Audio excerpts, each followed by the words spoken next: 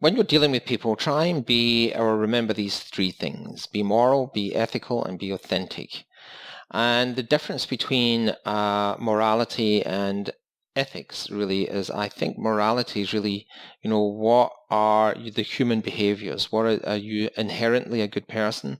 What you know to be wrong is probably wrong to everybody else. That's morality.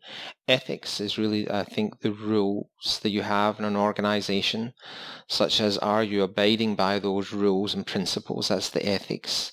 And being your authentic self, so that it doesn't matter if you're dealing with one of your clients, one of your suppliers, one of your staff, your family, whoever. Just be yourself all the time so that people can depend on you and they know what they're going to get. People in my universe, they get me the same way Monday as they do Saturday and every single day of the week. It doesn't vary a lot because that's just who I am. I'm not trying to be somebody else. But one of the advantages of being, kind of adhering to those principles is that you're not going to go too far off the track. I had a person who had applied for a project manager position, and they were in a different country. And I had given them a time for an interview. And when I went back onto the chat to give him a link for the Zoom call, he had gone off a little bit. He'd said, you told me to be here at this time. I was here. I rearranged my day, blah, blah, blah. And I was thinking, well, he got it wrong because he didn't account for the fact that I was in a different country and had mentioned it earlier in the conversation. So I pointed that out. And then he continued to go on, and he had already lost the job in my eyes at that point because he was starting a fight in the conversation. I had replied, that sounds like you're starting a fight. I don't know who you're fighting with because you're not going to get the job if you continue the way that you're doing.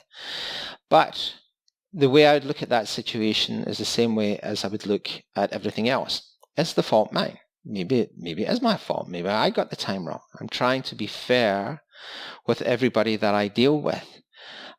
Maybe, if you're dealing with a customer, maybe they're right. Maybe their point of view is the one that you should be looked at. Maybe that member of staff has a point. When I encourage robust conversations in my team, I don't like yes people. I like to be challenged. It doesn't mean I'm going to agree with them. It doesn't mean if I go around the table and ask everybody their opinion and the consensus of the opinion is to go in one direction, I still might not go in that direction.